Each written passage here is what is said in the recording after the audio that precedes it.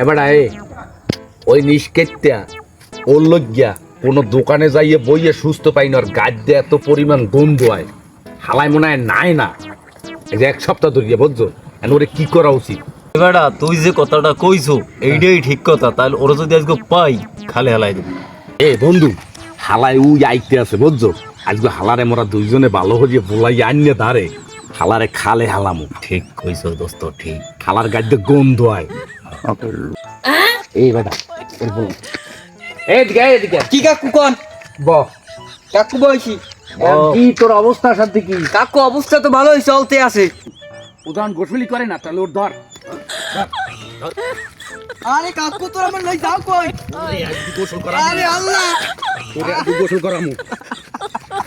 আরে একটা এটা তো নাই না। ওরে নাই আমার নামাই দে। আরে পানি